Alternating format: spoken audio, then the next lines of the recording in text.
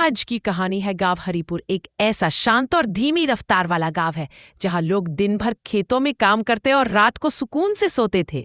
गांव का अधेड़ उम्र का हरिप्रसाद, जिसे सभी काका कहते थे, अपने खेत पर जाने के लिए तैयार होता है।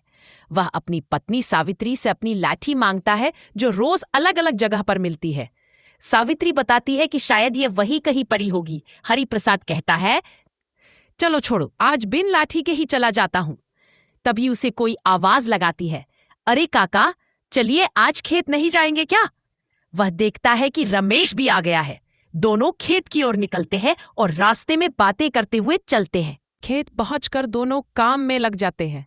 शाम तक दोनों थक कर बैठ जाते हैं। हरिप्रसाद कहता है, आज तो गर्मी ने बहुत बुरा हाल कर दिया है, अब बूढ़े हो रहे हैं। रमेश जवाब देता है कि अभी भी तुझ जैसे दो के लिए अकेले काफी है।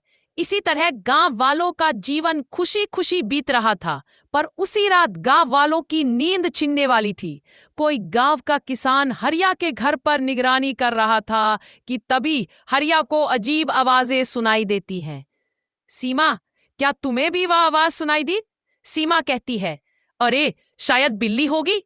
काफी देर तक आवाजें आती रहती है, लेकिन दोनों सो जाते हैं। अगली सुबह पड़ोसी किशन जोर जोर से रो रहा होता है। उसने अपनी साल भर की मेहनत की कमाई चोरी हो जाने की बात बताई। हरिया उसे सांत्वना देता है और मुखिया जी के पास चलने की बात करता है। रास्ते में वे अपने घर के बाहर खड़े हरिप्रसाद और रमेश से मिलते हैं।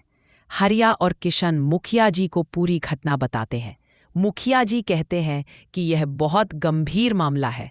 रमेश खेतों की ओर निकल जाता है और हरिप्रसाद और हरिया मुखिया के घर की ओर चलते हैं। मुखिया जी के घर पहुंचते ही हरिया मुखिया को चोरी और राख में छत से गुजरती अजीब आवाजें बताता है। धीरे धीरे गांव वाले इकट्ठा होने लगते हैं और चौंक जाते हैं कि चोरी बिना किसी हलचल के हुई। कोई कहता है कि यह कोई जादू टोना है, कोई कहता है ऊपर से कोई उड़कर आया होगा। रात सभी गांव वालों ने पहरा दिया। रात करीब 2 बजे रमेश और किशन देखते हैं कि उनके ऊपर से कोई चीज गुजर रही है, लेकिन उसके पंख नहीं है। वे डरते हैं और समझते हैं कि ये शहर वालों की उड़ती हुई मशीन है। एक ड्रोन एक झोपड़ी पर रुकता है और अंधेरे में गायब हो जाता है। सुबह रमेश और किशन मुखिया के पास भागते हैं और बताते हैं कि उन्होंने एक उड़ती हुई मशीन देखी। मुखिया जी समझते हैं कि चोरी का तरीका तकनीकी है और कोई बाहरी व्यक्ति इसमें शामिल है। अगले दिन मुखिया जी पंचायत करते हैं। गांव वाले चिंतित हैं।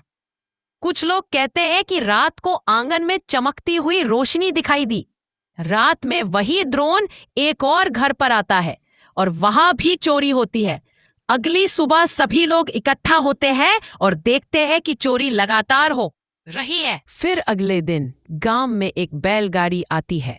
उसमें से अर्जुन, हरिप्रसाद का पोता, उतरता है।